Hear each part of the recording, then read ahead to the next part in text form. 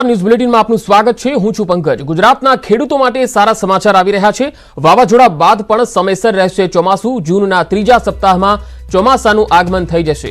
રાજ્યમાં વાદળછાયું વાતાવરણ રહેશે। રાજ્યના કેટલાક ભાગમાં સામાન્યથી મધ્યમ વરસાદ થશે। તો ખેડૂતો માટે આ સારા સમાચાર આવી રહ્યા છે। વાવાઝોડા બાદ પણ ચોમાસાની ગતિવિધિ અને મોન્સૂન એક્ટિવિટી પર કોઈ ખાસ અસર નહીં પડે, એટલે કે ચોમાસું તેના સમયસર પ્રમાણે જ આવી જશે। જૂનના ત્રીજા સપ્તાહમાં ચોમાસાનું આગમન થઈ જશે, એટલે કે 17 થી 18 જૂનની આસપાસ ચોમાસાનું ગુજરાતમાં વિધિવત આગમન થઈ જશે। રાજ્યમાં વાદળછાયું વાતાવરણ રહેશે। अभी मानसून आपका वेस्ट कोस्ट में देखा जाए तो कोस्टल कर्नाटका तक आ गया है। एंड गुजरात में हम एक्सपेक्ट करेंगे कि जैसे मान लीजिए यूजुअली जो नॉर्मल टाइम है, डेट है, थर्ड वीक ऑफ जून आता है, तो हम एक्सपेक्ट करेंगे कि बाय दैट टाइम गुजरात में आ जाएगा। સંવાદદાતા વિભુ પટેલ અમદાવાદથી જોડાઈ ગયા છે અમારી સાથે। વિભુ, ખેડૂતો માટે આ સારા સમાચાર કહી શકાય કે ચોમાસું હવે જૂનના ત્રીજા સપ્તાહમાં વિધિવત રીતે ગુજરાતમાં આવશે। કેટલી સારી ખબર ખેડૂતો માટે, અને હવામાન વિભાગ આ અંગે કેટલું આશ્વસ્ત છે?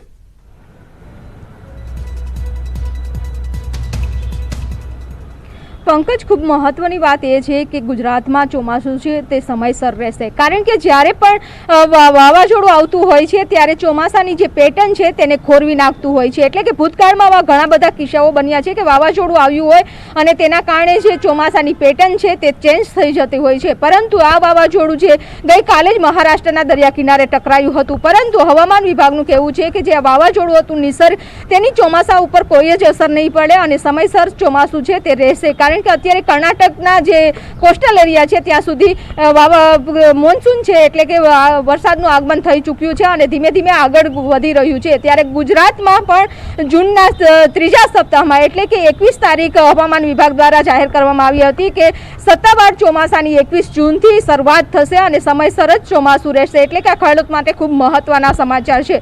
જ્યારે પ્રી મોન્સૂનની વાત કરીએ તો આગામી 5 દિવસ છે પ્રી મોન્સૂન એક્ટિવિટીઝ ચાલી રહી છે, તેના કારણે સામાન્યથી મધ્યમ વરસાદની પણ હવામાન વિભાગ દ્વારા આગાહી વ્યક્ત કરવામાં આવી છે। જી વિભુ, આભાર માહિતી આપવા માટે।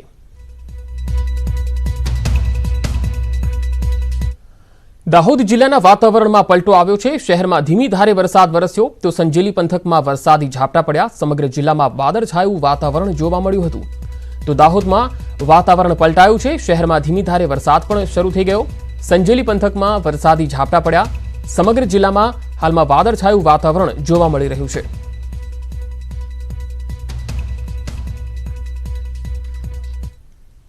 અરવલ્લીના મેઘરજમાં ધોધમાર વરસાદ પડ્યો। 1 કલાકમાં અડધો ઇંચ વરસાદ પડ્યો। જાહેર માર્ગો પર પાણી ફરી વળ્યા। કંભરોડા સહિતના પંથકમાં ભારે વરસાદ પડ્યો।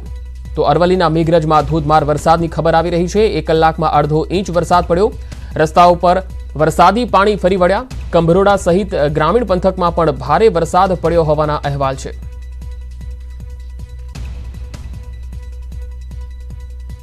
તો અરવલ્લીના મેઘરજમાં ધોધમાર વરસાદ, 1 કલાકમાં અડધો ઇંચ વરસાદ પડ્યો છે। વરસાદી પાણીથી જાહેર રસ્તાઓ ભીંજાયા છે। પાણી ફરી વળ્યા છે ચારે તરફ અને કંભરોડા સહિતના પંથકમાં ભારે વરસાદ છે। લોકોને ગરમીથી ખૂબ જ રાહત મળી ગઈ છે। સંવાદદાતા અરવલ્લીથી હાર્દિક પટેલ જોડાયા છે। હાર્દિક, માત્ર મેઘરજમાં જ વરસાદ છે કે જિલ્લાના અન્ય સ્થળોમાં, અન્ય તાલુકાઓમાં પણ વરસાદ છે?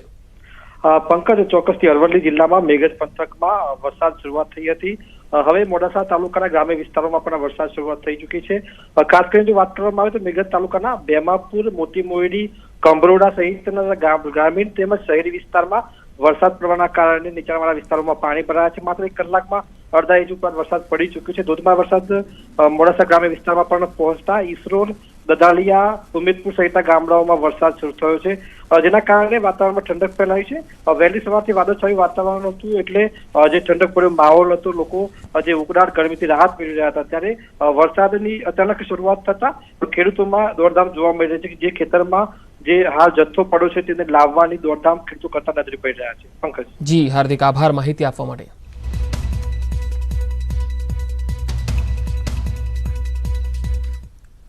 તો અરવલ્લી બાદ વાત મહીસાગરની. મહીસાગરના વાતાવરણમાં પણ પલટો જોવા મળી રહ્યો છે. લુણાવાડા સહિત અનેક વિસ્તારોમાં વરસાદ પડ્યો છે. ભારે બફારા બાદ વરસાદ આવતા વાતાવરણમાં ઠંડક ફેલાઈ ગઈ છે.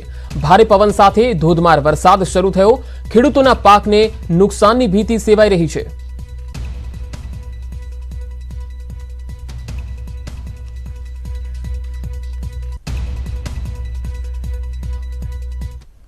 તો મહુવા પંથકમાં વાતાવરણ પલટો જોવા મળ્યો છે. મહુવામાં ફરી વાદળછાયું વાતાવરણ છવાયું છે. જોકે ચોમાસા પહેલાના કમોસમી વરસાદથી ખેડૂતો ચિંતામાં મુકાઈ ગયા છે. ખેડૂતોને તેમના પાકને નુકસાન જવાની ભીતિ સતાવી રહી છે.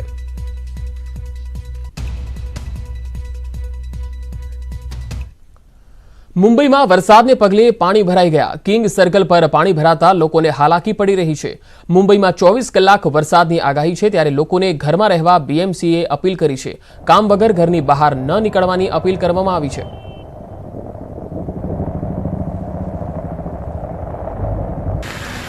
મુંબઈના આ દ્રશ્યો જોઈ શકો છો. કિંગ સર્કલ અને તેની આસપાસના વિસ્તારોના આ દ્રશ્યો છે કે જ્યાં રીચણસમાં પાણી જોવા મળી રહ્યા છે. રોડ રસ્તા પર પાણી ફરી વળ્યા છે અને આ પાણી ભરાવાના કારણે વાહન ચાલકો અને લોકોને ભારે હાલાકી પડી રહી છે. જોકે હજુ 24 કલાક વરસાદની આગાહી છે, ત્યારે બીએમસીએ અપીલ કરી છે લોકોને કામ વગર ઘરથી બહાર ન નીકળવાની. અને સાથે સાથે વરસાદ વધારે પણ પડી શકે છે, જેના કારણે રસ્તા ઉપર પાણી ફરી વળ્યા છે, જેથી લોકોને પણ હાલાકી પડી રહી છે.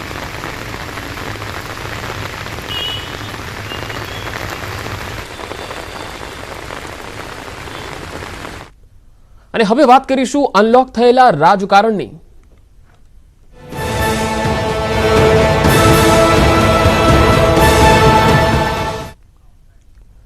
છેલ્લા 3 મહિનાથી લોકડાઉન રહેલા ગુજરાતના રાજકારણમાં પણ હવે જાણે કે લોક ખુલી ગયું હતું. અને હવે જેવું લોકડાઉન ખુલ્યું છે તેની સાથે જ રાજ્યનું રાજકારણ પણ અનલોક થયું. રાજ્યસભાની ચૂંટણીની તારીખો નક્કી થતાં જ રાજકીય રમતવીરો મેદાનમાં આવી ગયા. ગુજરાતમાં રાજ્યસભાની ચૂંટણી વચ્ચે કોંગ્રેસને આજે એક સાથે 2 ઉમેદવારોને ખોવાનો વારો આવ્યો. ગુજરાત કોંગ્રેસના 2 ધારાસભ્યોએ રાજીનામા ધરી દેતા રાજકારણમાં ભૂકંપ સર્જાયો છે. કરજણના ધારાસભ્ય અક્ષય પટેલ અને કપરાડાના ધારાસભ્ય જીતુ ચૌધરીએ ગાંધીનગર જઈને વિધાનસભાના અધ્યક્ષ રાજેન્દ્ર ત્રિવેદીને પોતાનું રાજીનામું સોંપી દીધું. ગુજરાત વિધાનસભાના અધ્યક્ષ રાજેન્દ્ર ત્રિવેદીએ તેની સ્પષ્ટતા પણ કરી. રાજ્યસભાની બેઠકો અંકે કરવા માટે એક તરફ જ્યાં ભાજપે પોતાની જૂની રણનીતિ અપનાવીને કોંગ્રેસના ધારાસભ્યોને તોડવા માંડ્યા, જેથી તેના 3 ઉમેદવારો જીતી શકે, બીજી તરફ કોંગ્રેસ પણ ડેમેજ કંટ્રોલની સ્થિતિમાં આવી ગઈ છે. કોંગ્રેસ પોતાના બાકીના ધારાસભ્યોને ભાજપ તોડજોડની નીતિથી બચાવવાની પરિસ્થિતિમાં આવી ગઈ છે.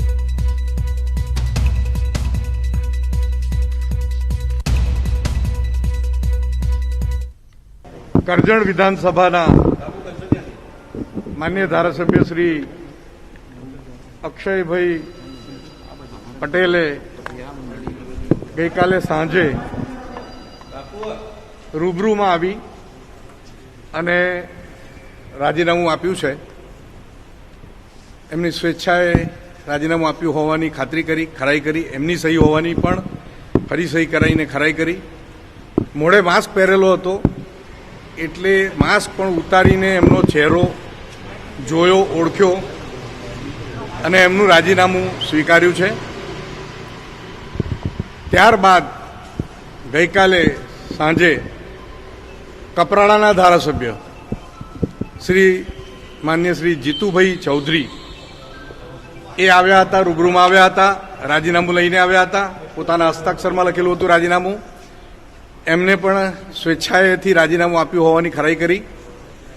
એમનો પણ માસ્ક ઉતારીને ચહેરો જોયો, કારણ કે આ 2-2.5 મહિનામાં કોરોના દરમિયાનમાં ઘણા વાળ ઓછા થઈ ગયા હોય, વધારે થઈ ગયા હોય, માસ્ક મોટું હોય. એમની પણ ઓળખની સહી લીધી, એમની સિગ્નેચર ઓળખી અને એમનું પણ રાજીનામું મંજૂર કર્યું છે. આ બંને ધારાસભ્યશ્રીઓ, માન્ય ધારાસભ્યશ્રીઓના રાજીનામા ગઈકાલે સાંજે આવ્યા હોય એ મેં સ્વીકાર્યા છે અને એની કાર્યવાહી વિધાનસભામાં ચાલુ છે. જનતાના વિશ્વાસની ઘોર ખોદી નાખી છે આ ધારાસભ્યોએ. પ્રજાના પૈસાની દિવાળી કરી અને કઈ લાલચમાં જનતા સાથે દગો કર્યો છે આ ધારાસભ્યોએ. હવે ફરી ચૂંટણી આવશે અને પૈસાનો ધુમાડો થશે. જનતાના આ સેવકોએ જવાબ આપવો પડશે. કોરોના કરતા આ નેતાઓને તો મોજ પડી ગઈ છે. જનતા કોરોનાના ડરમાં જીવી રહી છે, પણ આ નેતાઓને તો ચૂંટણી આવી છે ભાઈ. ચૂંટણી આવે એટલે લાભ માટે લાઈનમાં લાગી જવાનું, કતારોમાં લાગી જવાનું. જનતાનું જે થવું હોય એ થાય, પણ અમારા માટે તો ચૂંટણી મહત્વની. આ ધારાસભ્યો કે જેઓ જનતા સાથે દ્રોહ કરીને આવ્યા, આ ધારાસભ્યોને કોઈ ઓળખતું પણ નહોતું, અને જ્યારે પાર્ટીની ટિકિટ પરથી પ્રજા તેમને ચૂંટે છે ત્યારે પ્રજાને પૂછ્યા વગર એ રાજીનામું આપી દે છે. પોતાની એક સ્વાર્થભરી કોઈ લાલચ માટે એ પાર્ટી છોડી દે છે. એટલું જ નહીં, પ્રજાની સાથે કોઈ વિશ્વાસ પણ નથી લેવામાં આવતો કે કોઈ સંપર્ક પણ નથી કરવામાં આવતો, અને સીધો જ રાજીનામું ધરી દેવામાં આવે છે. પરેશ ધાનાણીનો ભાજપ પર આરોપ, કોરોના કાળમાં સરકાર રાજકીય રોટલા શેકે છે, કોંગ્રેસ એક છે અને ભાજપને પરાસ્ત કરશે. કોંગ્રેસના ધારાસભ્યો એક થઈને લડશે.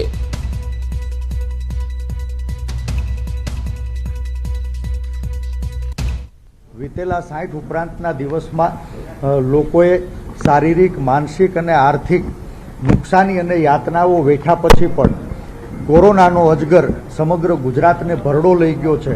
ગુજરાત હોટસ્પોટ બન્યું છે, અમદાવાદ કોરોનાનું એપિસેન્ટર બન્યું છે અને સરકારી અસ્પતાલો કોરોનાનું કબ્રસ્તાન બન્યું હોય એવી ગંભીર કટોકટીની સ્થિતિમાં પણ ક્યાંય ને ક્યાંય ભારતીય જનતા પાર્ટી લોકોને સહાયરૂપ બનવાના બદલે પોતાના રાજકીય સ્વાર્થો સાધવા સતત પ્રયાસ કરી રહી છે. પ્રદેશ કોંગ્રેસ પ્રમુખ અમિત ચાવડાએ આઈએએસ અધિકારી કૈલાસ નાથન પર નિશાન તાક્યું. કોંગ્રેસે ધારાસભ્યોને ધમકી આપવાનો આરોપ લગાવ્યો. આજે મારો સ્પષ્ટ આક્ષેપ છે કે સીએમઓમાં બેસીને કૈલાસ નાથન જેવા અધિકારીઓ રાજ્યમાં કલેક્ટર, એસપી કે આઈપીએસ કે આઈએએસ જેવા અધિકારીઓનો ઉપયોગ કરી અને કોંગ્રેસના ધારાસભ્યો પર દબાણ કરવાનો પ્રયત્ન કરે છે, લાલચ આપવાનો પ્રયત્ન કરે છે અને ક્યાંક ને ક્યાંક બ્લેકમેલ કરવાનો પણ પ્રયત્ન કરે છે. ભારત કોરોના જેવી મોટી બીમારીનો સામનો કરી રહ્યો છે અને એવા સમયમાં ભારતીય જનતા પાર્ટી કોરોના સામે જનતાને બચાવવાને બદલે ધારાસભ્યો ખરીદવામાં પડી છે. અમદાવાદ અને ગુજરાતને બચાવવાની જગ્યાએ ભારતીય જનતા પાર્ટી ધારાસભ્યોની ખરીદ ફરોખ કરી અને રાજ્યના નાગરિકો છે એને ભગવાન ભરોસે છોડી રહ્યા છે. આવે સમયે પણ ભારતીય જનતા પાર્ટી રાજનીતિ કરવાનું છોડતી નથી. તો કોંગ્રેસમાંથી ધારાસભ્ય અનિલ જોશિયારા રાજીનામું આપે એ વાતને અનિલભાઈએ નકારી કાઢી છે. આ મામલે ખુલાસો કરતા તેમણે કહ્યું છે કે કોંગ્રેસનો ધારાસભ્ય છું અને કોંગ્રેસમાં જ રહીશ. હાલ સીધી તસવીરો અમે આપને બતાવી રહ્યા છીએ અમદાવાદથી, જ્યાં આ બેઠક કરી રહ્યા છે અને જે માહોલ ચાલે માહોલ વચ્ચે આ બેઠક એ મહત્વપૂર્ણ માનવામાં આવી રહી છે. કેમેરામેન રાઠોડ સાથે પ્રણવ પટેલ, ગુજરાતી, અમદાવાદ. અમદાવાદમાં કોંગ્રેસની જે બેઠક છે એ ચાલી રહી છે. તમામ ધારાસભ્યો જે છે એમાં આ બેઠકમાં હાજર છે. કેટલાક ધારાસભ્યો એ વિડીયો કોન્ફરન્સથી પણ જોડાયા છે આ બેઠકમાં, અને તેમાં એક રણનીતિ બનાવવામાં આવી રહી છે કે કઈ રીતે આગળ વધવું, કારણ કે રાજ્યસભાની જે ચૂંટણી છે એ નજીક છે અને કોંગ્રેસના ધારાસભ્યો તૂટી રહ્યા છે અને આ ધારાસભ્યો હવે બાકી જે બચ્યા છે એમાંથી કોઈ જાય નહીં એ માટે કોંગ્રેસ રણનીતિ બનાવવા માટે હાલ એક બેઠકનું આયોજન કર્યું છે, જેના દ્રશ્યો અમે આપને બતાવી રહ્યા છીએ. એક તસવીરમાં કોંગ્રેસની જે બેઠક ચાલી રહી છે જેમાં પ્રદેશ પ્રમુખ અમિત ચાવડા સહિત જે ધારાસભ્યો છે એ અને કાર્યકર્તાઓ પણ ત્યાં પહોંચ્યા છે. અને બીજી તસવીરમાં જે ધારાસભ્યએ રાજીનામું આપ્યું છે એ ધારાસભ્યની તસવીરો પણ અમે આપને બતાવી રહ્યા છીએ કે જેમાં ભરત ચૌધરી કપરાડાના ધારાસભ્ય છે અને બીજા છે કરજણના ધારાસભ્ય અક્ષય પટેલ, જેમણે વિધાનસભાના અધ્યક્ષને રાજીનામું સુપ્રત કર્યું છે. કોંગ્રેસમાં હવે ભૂકંપ છે, કારણ કે કોંગ્રેસને જે એક બેઠક જીતવી હતી એ હવે મુશ્કેલ બની શકે છે, કારણ કે ભાજપે એક કરીને કુલ પહેલા 5 અને હવે 2 એમ કરીને કુલ 7 ધારાસભ્યો જે છે એ રાજીનામા આપી ચૂક્યા છે. ત્યારે હવે સ્પષ્ટ છે કે કોંગ્રેસ માટે રાજ્યસભાની બેઠક જીતવી મુશ્કેલ બની જશે.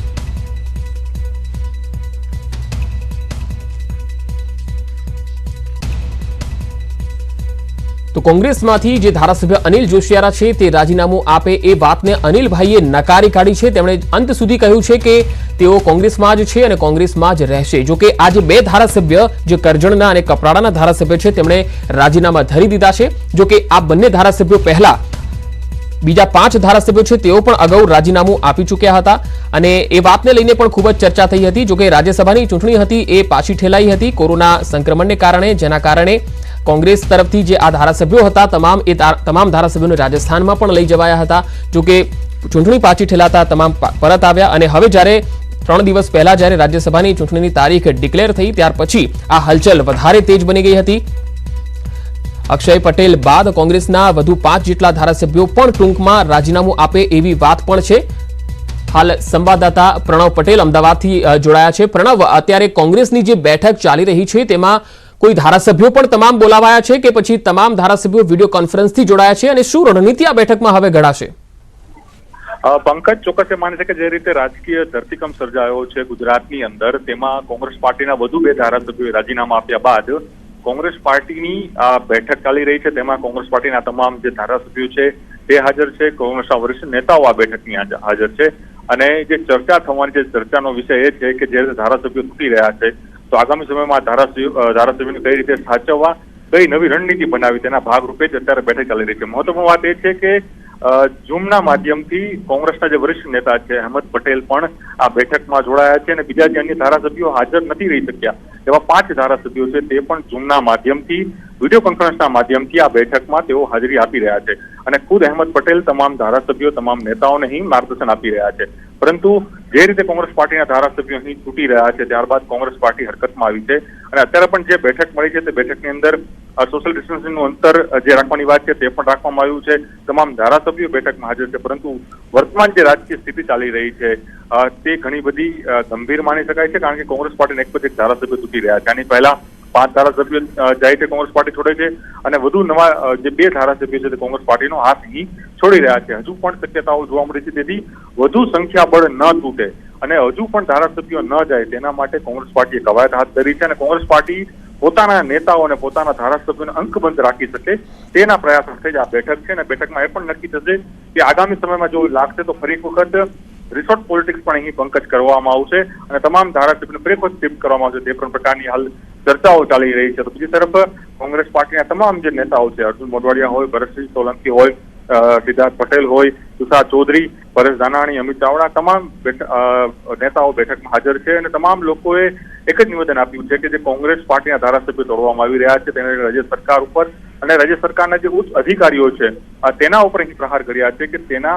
કારણે જે અધિકારીઓના દબાણ અંતર્ગત જ ધારાસભ્યોને અહીં તોડવામાં આવે છે. શૈલેષ પરમારે તો એ નિવેદન આપ્યું છે કે જે 2 ધારાસભ્યો ગયા છે તેમના પુત્રના જે લીઝના કામો ચાલી રહ્યા હતા તેમાં કોંગ્રેસ પાર્ટીના ધારાસભ્યોના પુત્ર ઉપર દબાણ કરીને, એટલે કોંગ્રેસને આટકતી કોંગ્રેસના ધારાસભ્યો પર દબાણ કરીને તેઓ પર કેસ કરવાની ધમકી આપવામાં આવી હતી. તેના કારણે આ બંને ધારાસભ્યો અહીં રાજીનામા આપ્યા છે. બીજી તરફ એ પણ વાત હતી કે સંગઠનમાં તેને ક્યાંક તેઓની અપેક્ષા થઈ હતી, તેને લઈને પણ તેઓએ સ્પષ્ટતા કહી હતી કે કોંગ્રેસ પાર્ટી તમામ નેતાઓને વિશેષ જવાબદારીઓ સોંપી છે. હર હંમેશા માટે કોંગ્રેસે તમામ લોકોને સ્થાન આપ્યું છે. છતાં પણ આ ઘટનાઓ બની રહી છે. જી પ્રણવ, આભાર માહિતી આપવા માટે. Welcome back. તો જે રીતે રાજકીય ગતિવિધિઓ અત્યારે જોવા મળી રહી છે ગુજરાતમાં અને 2 ધારાસભ્યોએ રાજીનામા આપી દીધા છે, ત્યારે બીજી તરફ વાત હવે અમદાવાદની. અમદાવાદમાં પોણા 3 મહિના બાદ એએમસી સ્ટેન્ડિંગ કમિટીની બેઠક મળી. ઉસ્માનપુરામાં આવેલી પશ્ચિમ ઝોનની ઓફિસમાં બેઠક મળી, જેમાં કમિટી ચેરમેન, મેયર સહિત અધિકારીઓ હાજર રહ્યા. સ્ટેન્ડિંગ બેઠકમાં કોરોના વોરિયર્સને નાણાકીય વળતર, પ્રી મોન્સૂન કામગીરીને લઈને ચર્ચા થઈ. ડેપ્યુટી મ્યુનિસિપલ કમિશનરની ખાલી જગ્યા પર અન્ય અધિકારીને મૂકવાની ચર્ચા થઈ.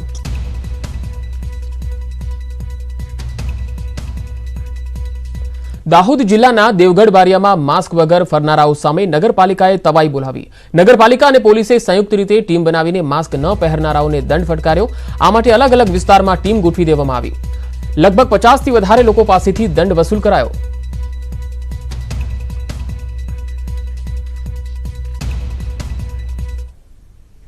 સુરેન્દ્રનગરમાં સોશિયલ ડિસ્ટન્સના ધજાગરા ઉડતા જોવા મળ્યા. કોરોનાથી બચવા વિતરણ કરાતા ઉકાળાના સ્થળ પર જ સોશિયલ ડિસ્ટન્સિંગ ન જળવાયું. નવાઈની વાતો એ છે કે પેટ્રોલ પંપ પર યોજાયેલ ઉકાળા વિતરણ કાર્યક્રમમાં જ અધિકારી અને પોલીસની પણ હાજરી હતી, છતાં સરકારની ગાઈડલાઈનનું ધ્યાન ન રાખવામાં આવ્યું.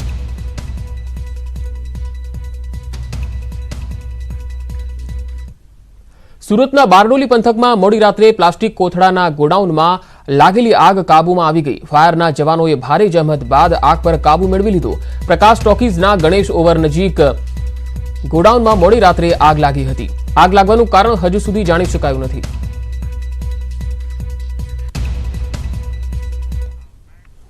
રાજકોટમાં આરકેસી સ્કૂલમાં કોંગ્રેસે વિરોધ નોંધાવ્યો. વિદ્યાર્થીઓ પાસેથી વિવિધ ફીને લઈને આ વિરોધ કરવામાં આવ્યો. Hostel fee, breakfast fee, tuition fee વસૂલવામાં આવી રહી છે. સ્કૂલની વસૂલાત સામે કોંગ્રેસે વિરોધ નોંધાવ્યો. લોકડાઉનમાં શાળા બંધ હોવાથી ફી ન લેવી જોઈએ. શાળા બંધ હોવાથી લોકડાઉન દરમિયાન ફી ન લેવા માટે થઈને આ કોંગ્રેસે આ વિરોધ કર્યો હતો. રાજકુમાર કોલેજના શિક્ષકે અરજી કરી હતી। પ્રિન્સિપાલ દારૂ પીને આવતો હોવાની પણ અરજી કરી હતી અને આક્ષેપ કરનાર શિક્ષકને પ્રિન્સિપાલ થોડા દિવસ પહેલા જ સસ્પેન્ડ કર્યા હતા।